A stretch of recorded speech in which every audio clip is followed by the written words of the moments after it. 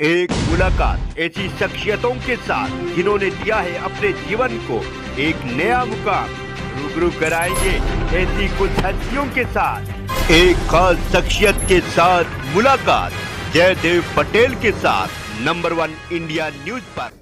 नमस्कार व्यूअर्स, मैं जयदेव पटेल और आप देख रहे हैं नंबर 1 इंडिया न्यूज। आपका एक बार फिर स्वागत है एक खास शख्सियत के साथ मुलाकात प्रोग्राम में। आज हम बात करेंगे प्रधानमंत्री नरेंद्र मोदी 2 दिवसीय अमेरिका दौरे पर रहेंगे, जहां पर उनकी मुलाकात डोनाल्ड ट्रंप से होगी और किन किन मुद्दों पर बात हो सकती है। क्या रक्षा क्षेत्र में कोई बड़ा समझौता होने की उम्मीद है? और इसी के साथ साथ में हाल ही में जो कुछ घटनाएं हुई, जिस प्रकार से इनलीगल भारतीय जो अमेरिका रह रहे थे उनको सैन्य जो हवाई जहाज से कहीं न कहीं भारत भेजा गया, हाथों में और पाँव में जो बेड़िया थी, क्या इस पर भी चर्चा होगी? यानी तमाम उधर बात करने के लिए हमारे साथ खास मेहमान है retired lieutenant general Rajan Singh. Rajan Singh ji, आपका बहुत बहुत स्वागत है आज के हमारे प्रोग्राम में। थैंक यू जी राजन सिंह जी, आपसे मेरा पहला सवाल है कि प्रधानमंत्री नरेंद्र मोदी का अमेरिकी दौरे के क्या मायने आप देखते हैं, क्योंकि डोनाल्ड ट्रंप के राष्ट्रपति बनने के बाद में पहला मौका है।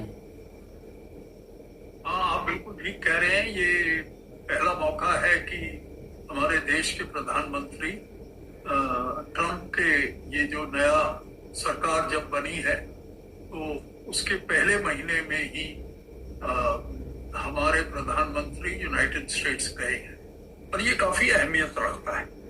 लेकिन एक बात मैं कहना चाहता हूं कि जहां इस विजिट का सवाल है, इससे एक इंडिकेशन तो जरूर मिलता है कि यूएस इंडिया की रिलेशन को एक खास पायदान पर रखता है और इंडिया की रिलेशन को वैल्यू बहुत करता है। लेकिन इसका मतलब ये नहीं कि हमारे और यूएस के बीच में चैलेंजेस नहीं, काफी चैलेंजेस भी हैं और हमारी काफी कन्वर्जेंस भी है हमारे इंटरेस्ट के अंदर। और जहां तक मोदी साहब का ये विजिट की बात है, तो मोदी साहब के संबंध प्रेसिडेंट ट्रंप के साथ काफी अच्छे रहे। पहले उनके टर्म में भी उन्होंने बहुत सारी ऐसी चीजें की जिससे कि ट्रंप सरकार ने हमारे इंटरेस्ट को ख्याल में रखकर काफी कंसेशंस दिए। इस बार भी ये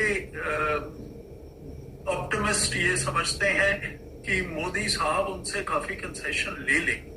पर जहां तक मेरा सवाल है, मैं समझता हूं कि हमको इस विजिट को एक बहुत निष्पक्ष तरीके से जांचना पड़ेगा, बिकॉज हमारे चैलेंजेस जैसे कि टैरिफ के बारे में, जैसे कि इमिग्रेशन के बारे में, जैसे कि हमारे रिलेशंस ईरान के बारे में, ब्रिक्स के बारे में, इस तरीके के चैलेंजेस काफी हैं। जी राजेश सिंह जी, अगर हम बात करते हैं भारत के प्रधानमंत्री नरेंद्र मोदी के साथ साथ डोनाल्ड ट्रंप अमेरिका के राष्ट्रपति की जो मुलाकात है, ये भारत और अमेरिका के रिश्तों के लिहाज से कितनी अहम होगी? ये ना काफी अहमियत रखती है, बिकॉज ये चौथे हेड ऑफ स्टेट्स हैं जिनको कि ट्रंप ने पहले ही अपने फर्स्ट मंथ के अंदर ही व्हाइट हाउस के अंदर इनवाइट किया है। तो ये अहमियत तो इसकी काफी है और इसके साथ साथ भारत के लिए भी अहमियत है। अहमियत ये है कि ट्रंप के सेकंड टेन्योर में जो उन्होंने बहुत सारी बातें की हैं कि हम टैरिफ लगा देंगे, 25% टैरिफ लगा दिया कनाडा में, मेक्सिको में 10% लगा दिया जो चाइना के अंदर।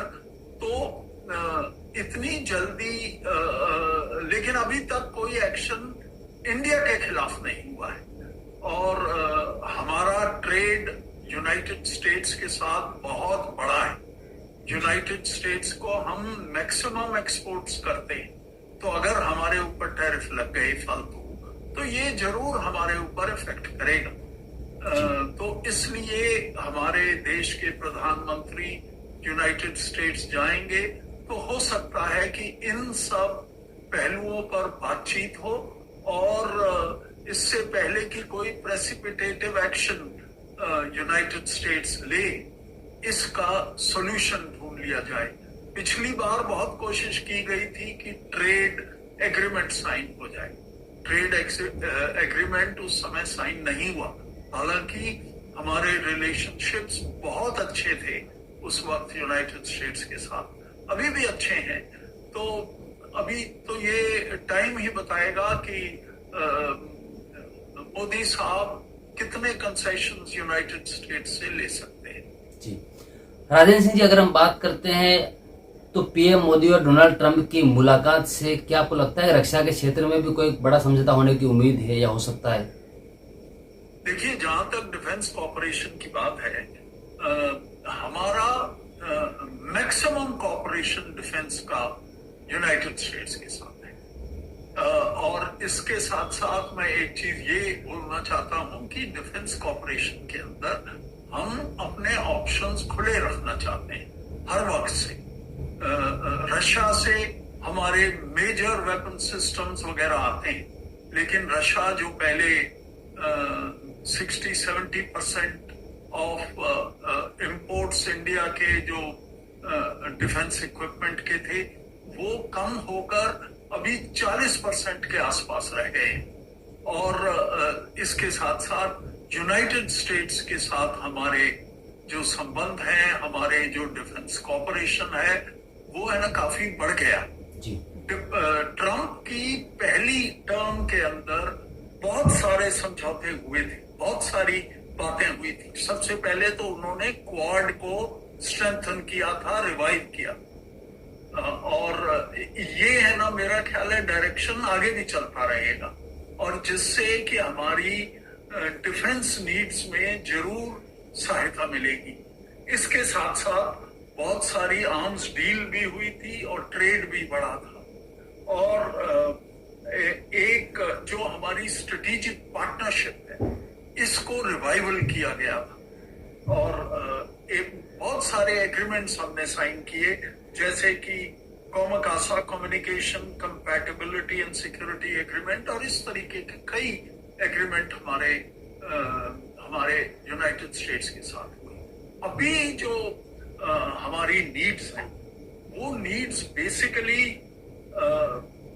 हमको बहुत सारे ऐसे हथियार चाहिए जो कि जैसे हमें एक 5th जनरेशन एयरक्राफ्ट चाहिए।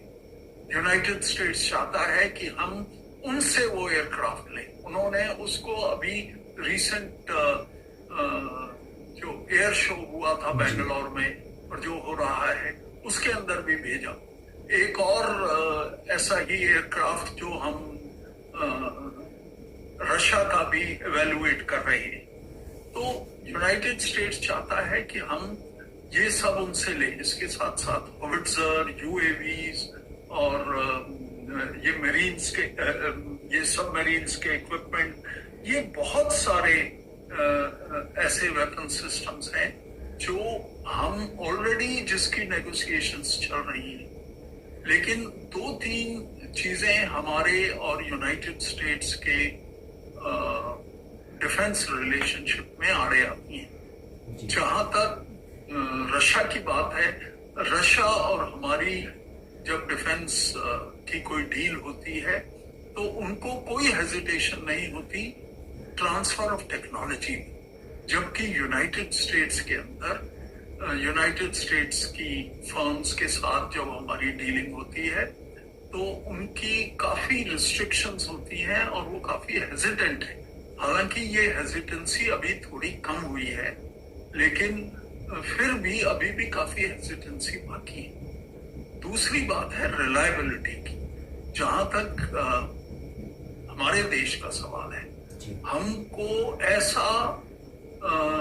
ऐसा सिस्टम चाहिए जिससे कि जो भी वेपन सिस्टम हम यूनाइटेड स्टेट्स से ले रहे हैं उसकी सप्लाई रिलायबल। इसके लिए मोदी साहब ने जो प्रोग्राम शुरू किया था कई साल पहले, मेक इन इंडिया, तो इंडिया चाहता है कि जो भी डील हो, वो डील के अंदर मेजर कंपोनेंट जो है उसका मेक इन इंडिया में, कि इंडिया के अंदर वही फर्म आकर किसी प्राइवेट सेक्टर के साथ डील करके या पब्लिक सेक्टर के साथ डील करके उसको बनाए। अभी वो कितना सफल होगा ये तो नहीं कह सकते, लेकिन एक चीज जरूरी है कि जहां तक ट्रंप साहब की मीटिंग मोदी से है, तो डिफेंस कॉर्पोरेशन के अंदर कोई कमी नहीं रहेगी।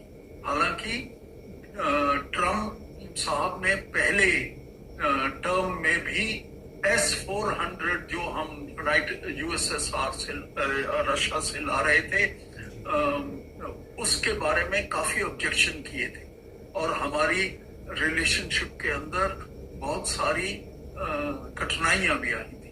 इसके साथ साथ हमने जो छबार पोर्ट के बारे में जो ईरान में चल रही है, उसके बारे में भी रिजर्वेशंस थी USSR के बाद, ये यूनाइटेड स्टेट्स की। यूनाइटेड स्टेट्स अभी भी चाहता है कि हम ईरान से कोई ऑयल लेना बंद कर दें। उन्होंने पिछली बार तो ऐसा किया था कि उनसे ऑयल लेने बंद करें, पर अभी की सिचुएशन देखकर मुझे नहीं लगता कि इस टाइप के ऑप्शन हमारे इंडिया के पास है।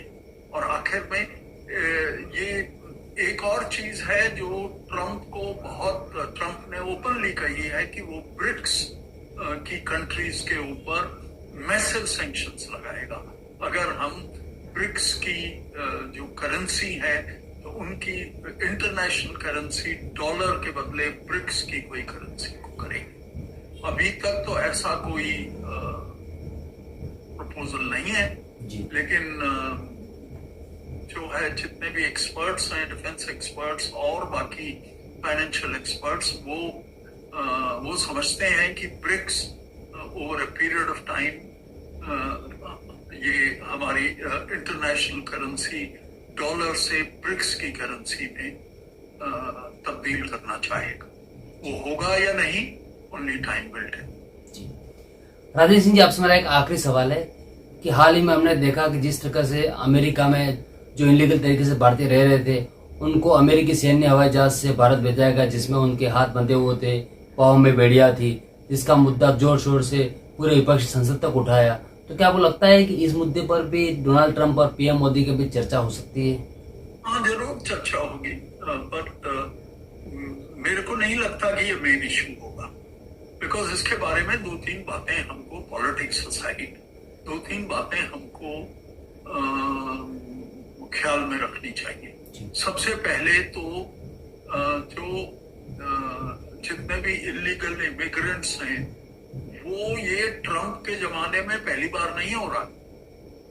ये पहले भी जब पिछले कई सालों से, ये जब बाइडेन की सरकार थी, उन्होंने भी बहुत सारे इमिग्रेंट्स भेजे थे इस तरीके से, मिलिट्री एयरक्राफ्ट में भी भेजे थे, चार्टर्ड एयरक्राफ्ट में भी भेजे थे। और उनका जो सिस्टम है वो उसको कि वो बेड़ियां बांध कर ये वगैरह करना तो थोड़ी जाती थी। और मेरा ख्याल है कि अभी जो मोदी साहब उसके बारे में थोड़े से अपने विचार जरूर रखेंगे, और इसके बारे में सॉल्यूशन तो ब्यूरोक्रेट्स और डिप्लोमेट्स जो है ये अपने लेवल पे ही ले आ सकते हैं, या तो हमारा एयरक्राफ्ट वहां पे जाकर, या इंडियन चार्टर्ड एयरक्राफ्ट से उनको लाया जा सकता है। लेकिन जहां तक हमारी ओवरऑल पॉलिसी की बात है, हमारे विदेश मंत्री ने भी ये बोला है कि हम किसी इलीगल इमिग्रेशन के सपोर्ट में नहीं है। जो भी आदमी इधर छुप छुप के इलीगल तरीके से अगर यूनाइटेड स्टेट्स जाता है, तो यूनाइटेड स्टेट्स को पूरा हक है कि उनके खिलाफ लीगल एक्शन ले, उनको जेल में डाले, या जो भी उनका लीगल एक्शन है वो ले। और इंडिया को इसके अंदर कोई ऑब्जेक्शन नहीं हो। इसके साथ साथ अगर वो उनको हमारे देश में वापस भेजना चाहते हैं, तो वो भी हमारा देश पूरा तैयार है। बहुत सारे देश हैं जिन्होंने मना कर दिया है कि हम ऐसे इलीगल इमिग्रेंट्स को नहीं लेंगे, लेकिन इंडिया ने कहा है कि हमारा अगर देश का कोई वासी है तो हम उसको पूरा बिल्कुल विलिंगली अपने देश में ले लेंगे। यहाँ पर इन्वेस्टिगेशन होंगी, कैसे गए, क्या हुआ, वो तो दूर की बात है, लेकिन हमारे देशवासी को पूरा ये हक है कि वो अपने देश में वापस आ सके। मेरा ख्याल है कि इसकी सोल्यूशन जो है कि थोड़ी सी ये जो जाति हुई है, इसको जाति को कम किया जाए और उनको थोड़ा डिग्निटी के साथ वापस भेजा जाए। यहाँ पर जो भी हमें लीगल एक्शन लेने होंगे वो हम खुद करेंगे। और ये सब बातें मेरा ख्याल है मोदी साहब ट्रम्प साहब को जरूर बता देंगे, लेकिन ये मेन इशू नहीं होगा, एक साइड इशू होगा, शायद बहुत एक साइड लाइंस पर कुछ बात शायद इसमें हो। ये मेरा अपना ख्याल है। जी, राजेश सिंह जी, आपने हमारे लिए समय निकाला, उसके लिए आपका बहुत बहुत धन्यवाद। Thank you very much.